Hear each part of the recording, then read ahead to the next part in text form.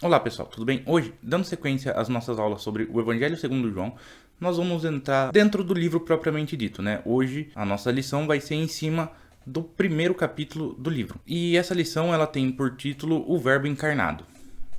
Antes de começar a lição, né, eu gostaria de perguntar para os irmãos quem é Cristo ou o que é o Cristo. Eu gosto de começar com esse questionamento porque parece que João aqui ele já queria mostrar quem é o Cristo logo no começo do seu evangelho. Diferente dos outros evangelhos que estão mais preocupados em narrar a parte histórica de Jesus, né, seu nascimento e tudo mais, João ele vai pular tudo isso e aqui ele vai tratar da parte divina de Jesus, né? Ele vai mostrar a divindade do Cristo, vai mostrar que Cristo efetivamente é Deus. Eu queria ler com os irmãos os versos de 1 a 5 do primeiro capítulo. Na versão que eu estou lendo aqui, que é a NAA, vai dizer o seguinte: No princípio era o Verbo, e o Verbo estava com Deus, e o Verbo era Deus. Ele estava no princípio com Deus. Todas as coisas foram feitas por ele, e sem ele nada do que foi feito se fez. A vida estava nele, e a vida era a luz dos homens. E a luz resplandece nas trevas, e as trevas não prevaleceram contra ela. Então aqui, João já faz questão de mostrar logo no começo. Era o Verbo. Né? O Verbo estava com Deus e era Deus. Né? Essa pessoa do qual vai ser tratado esse livro está e é Deus.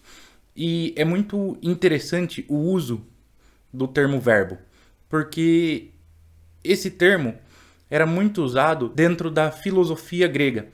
Os gregos não usavam esse termo como sendo apenas uma ação, mas sim como sendo uma ação divina, mas mais do que uma ação divina. Né? Quando um grego falava sobre o verbo, ele estava efetivamente falando sobre a motivação da ação divina. Ele estava falando sobre o princípio dessa ação.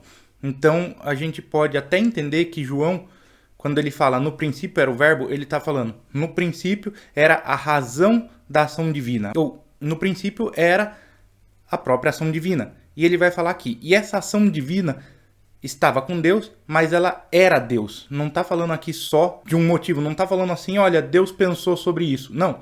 Está falando aqui, ó, no princípio, esse é Deus. No princípio, essa pessoa que nós vamos falar ao longo desse livro é Deus.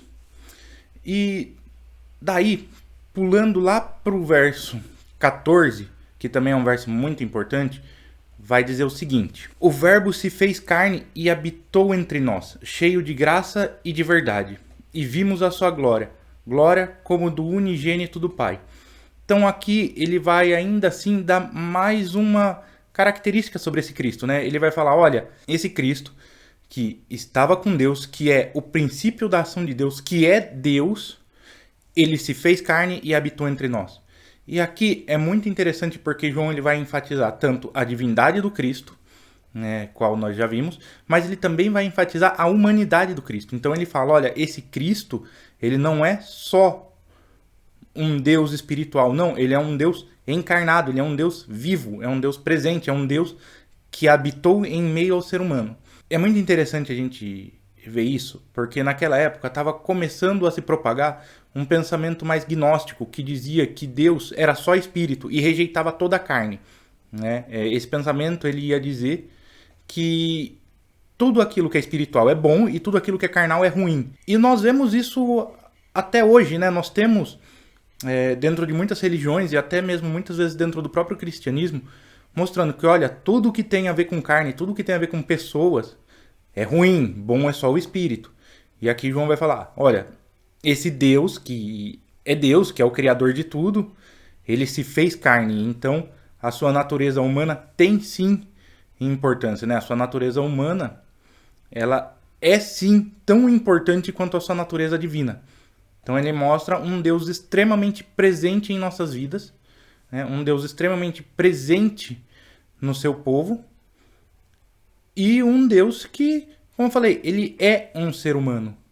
Então isso mostra que a nossa parte carnal, ela não é, por definição, ruim. Sim, nós caímos, nós pecamos, nós sujamos a nossa carne, mas ela não é por definição ruim. Nós não somos separados entre um espírito bom e uma carne ruim. Embora Paulo vá falar depois em Gálatas, né, sobre fruto do Espírito e obra da carne, aí o que Paulo usa é para falar sobre a nossa natureza nesse instante. Não é para falar sobre a natureza criada por Deus. Então, Deus criou o homem, né? Deus criou essa carne e ela é tão boa ou ela é tão importante que o próprio Deus se fez carne. Respondendo aquela pergunta que eu fiz logo no começo, né? Quem é Cristo?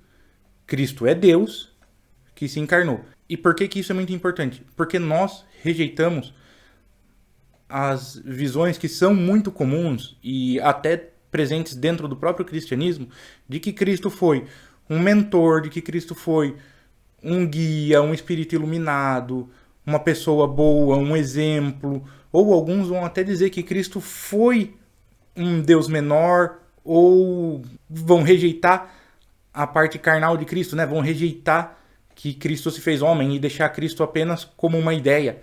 E não, nós não acreditamos nisso, nós acreditamos em um Deus que amou o mundo, se fez carne para mostrar para esse mundo o quanto ele ama, e através do sacrifício dele, nós podemos ser salvos. E dando sequência, né, a partir do verso 15, nós vamos ter algumas características sobre esse Cristo. Porque, ok, nós aprendemos que ele é Deus, que ele estava com Deus, que tudo que foi criado por meio dele, e que, mesmo ele sendo esse Deus tão grande, ele habitou entre nós fisicamente. Beleza, nós aprendemos isso. Mas quais são as características desse Cristo, né? E aqui nós vamos ter 6 grandes características desse Cristo. A primeira se encontra dos versos 15 ao 18. Nós vamos ver aqui João Batista mostrando que a graça ia ser manifesta através de Cristo, né? Através de Jesus. E João Batista dá o testemunho sobre Cristo, dizendo que esse é aquele ao qual ele profetizava. Então aqui nós temos uma mostra, né, que Jesus foi realmente reconhecido como Cristo naquela época. Né? João Batista, que foi o último profeta antes de Jesus, mostra claramente que Jesus é o Cristo, né? Jesus é o Salvador, Jesus é o Messias profetizado. Dos versos 19 até o 28, nós vamos ver aqui uma amostra de que Cristo é maior do que o profeta, né? Cristo é maior que João Batista. Nesse contexto, alguns religiosos vão e indagam a João Batista se ele era o Cristo, né? Porque muitas das pessoas estavam seguindo a João Batista, né? A mensagem de João Batista estava sendo ouvida e muitos estavam seguindo ele. E naquele momento, os judeus ansiavam pela chegada desse Messias prometido. E os sacerdotes foram lá e questionaram: você é o Cristo? E João Batista vai dizer: não, eu não sou o Cristo. E questionam também: então você é Elias, né, um grande profeta? E ele vai falar de novo: não, também não sou Elias. Então quem é você? Ele vai falar: eu sou a voz que clama no deserto. Ele está chamando para si a profecia de Isaías. Eles vão perguntar: nossa, mas se você não é Cristo, se você não é Elias, se você é só um profeta, por que você batiza os outros? E João vai responder: olha, eu batizo com água, mas aquele a quem eu prego, aquele que está por vir, aquele que está vindo, ele vai batizar com o Espírito Santo. E esse que está vindo, eu não sou digno nem de desatar as sandálias dos seus pés. Então João, ele se mostra muito humilde nesse momento. E aqui eu queria até puxar um pouquinho para hoje, né? Que nós vemos muitas figuras religiosas chamando para si uma posição divina, muitas vezes, né? Se colocando como sacerdote, apóstolo, pai apóstolo. E, enfim, nós vemos hoje muitos dos religiosos chamando para si não só uma responsabilidade, mas chamando para si um cargo, né? Para querer crescer, para se colocar: olha, eu sou tão perto de Deus que, nossa, vocês têm que me ouvir. E o testemunho de João Batista é o contrário. Ele pregava um Cristo que ia vir. Perguntaram para ele: olha, você é esse Cristo? E ele falou: não, eu não sou, e eu sequer sou digno de desamarrar essas sandálias. Ou seja, por mais que João Batista estivesse em evidência, né, ele não era digno de nem chegar perto de Cristo. Ele sabia o quão bondoso Deus tinha sido com ele por chamá-lo para ser esse último profeta e depois por mostrar o próprio Cristo a ele. Mas ele mesmo falava: olha, eu não sou digno, eu não posso, eu não sou nada. Esse é o verdadeiro Cristo, eu sou só uma voz que clama no deserto. Na sequência, dos versos 29 ao 31, João vai narrar o momento em que João Batista conheceu o Cristo. E ele vai narrar que quando João Batista viu Jesus chegando, Ele clamou: olha, esse é o Cordeiro de Deus, esse é o Cordeiro que tira o pecado do mundo. É sobre ele que eu tenho falado, é sobre ele que eu dizia: olha, quem vem depois de mim é muito maior. E aqui é bem legal a gente ver o que é falado no verso 30, que mostra João Batista dizendo: este é aquele a respeito de quem eu falava quando disse: depois de mim vem um homem que é mais importante do que eu, porque já existia antes de mim. Então João Batista tinha essa ciência, ele tinha essa sabedoria que o Cristo não era só mais um profeta, que o Cristo existia desde a eternidade, né? Então aqui nós vemos João Batista reconhecendo a divindade de Cristo. Por quê? Porque Cristo veio antes, Cristo estava desde o princípio. E aqui, logicamente, a gente pode puxar isso com o que João já mostrou nos versos de 1 a 14, né? Que o verbo existia desde o princípio com Deus e era Deus. E aqui João Batista está reconhecendo exatamente isso. Olha, no princípio ele estava, ele é maior do que eu, não porque Deus amou ele agora, mas porque ele é Deus desde o princípio. Dos versos 31 a 34, vai ter a narrativa de como João Batista reconheceu Jesus. E é aquela narrativa que nós já conhecemos, né? É João Batista falando que Deus falou para ele que o Cristo seria aquele em que Deus enviaria o Espírito Santo em formato de uma pomba. E nós sabemos que no momento em que Jesus foi batizado por João Batista, o Espírito de Deus desceu sobre ele em formato de pomba. Então aqui tem a narrativa, né, sobre a ótica de João, mas deste momento, né, do momento em que João Batista reconhece o Cristo. Na sequência, dos versos 35 ao 42, nós temos a narrativa dos primeiros discípulos que começaram a seguir a Jesus. Né? Aqui nós temos a narrativa de 2 discípulos de João Batista, né, que quando João viu Cristo, falou para eles: olha, esse é o Messias, esse é o Cristo, este é o Cordeiro de Deus. E esses 2 discípulos ficaram tão animados que decidiram seguir a Cristo. Perguntaram onde Cristo morava, Cristo mostrou, e eles passaram a ficar com Cristo. E aqui, no verso 40 em diante, nós temos uma narrativa bem legal de como André, né, assim que ele viu o Cristo, ele fez questão de chamar o seu irmão Simão, que chegando até Jesus, né, Jesus o rebatiza como Pedro. Então eu acho bem legal essa narrativa porque mostra a felicidade em encontrar a Cristo e o quão feliz André ficou que ele fez questão de já chamar os outros, né, nesse caso chamar o seu irmão para seguir a Cristo também. Então eu gosto bastante porque isso mostra, né, que a nossa felicidade ela tem que ser espalhada. Se nós seguimos a Cristo, nós temos que chamar os outros, nós temos que mostrar essa grande alegria para os outros. E a última parte desse capítulo, que vai dos versos 43 até o 51, na última parte desse capítulo, né, dos versos 43 até o 51, nós vemos aqui Cristo chegando a Filipe e a Natanael. E essa é uma narrativa bem interessante, porque ela é bem diferente da que nós vimos anteriormente, né? Ela começa com Jesus chegando a Galileia, ele encontra Felipe e chama: ó, me siga. E Felipe segue. Aí Felipe, ele pega e vai até Natanael e fala para Natanael: olha, nós encontramos o Cristo. Nós encontramos aquele em que Moisés escreveu na lei, aquele que os profetas falavam. E esse é Jesus de Nazaré, o filho de José. E aí Natanael faz um questionamento, né? Poxa, mas pode de Nazaré sair alguma coisa boa? Isso, naquela época existia um conflito entre os nazarenos e os galileus, né? Então, um galileu aqui estava perguntando: nossa, mas pode um nazareno ser bom? Pode sair alguma coisa boa de Nazaré? E aí Felipe fala: não, mas venha ver. E quando ele se aproxima de Jesus, Jesus exclama: olha, tem aí um verdadeiro israelita, alguém que não tem fingimento algum, alguém que não se encontra mentira nele.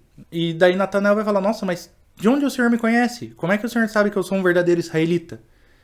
E aí Jesus vai falar: olha, antes de Felipe ir até você, eu já tinha te visto debaixo de uma figueira. E aí Natanael reconhece o Cristo. Aí Natanael fala: nossa, o senhor só pode ser Deus. E eu falo que essa é uma passagem até interessante, porque assim, hoje nós podemos falar: nossa, mas por que alguém reconhece a divindade de Cristo só porque ele viu essa pessoa sentada numa figueira?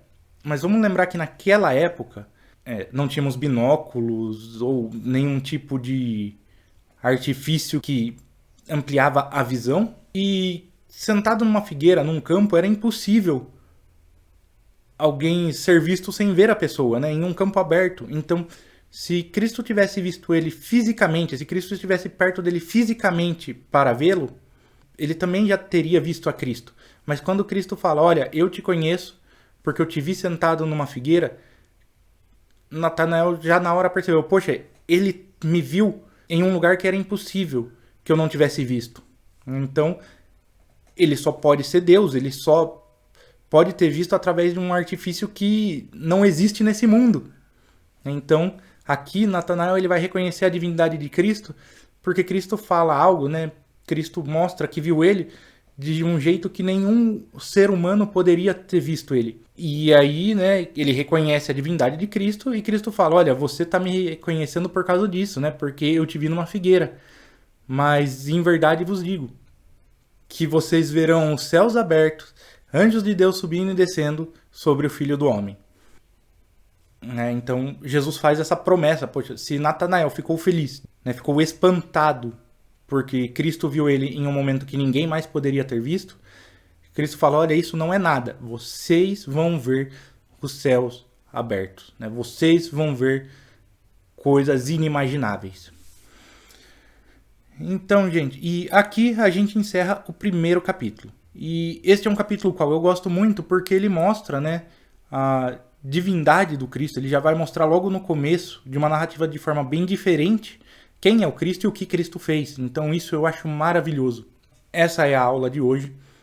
Qualquer dúvida eu peço que os irmãos coloquem nos comentários, mandem mensagem no grupo. Nós estamos aqui para tentar ajudá-los. Um grande abraço, fiquem com Deus.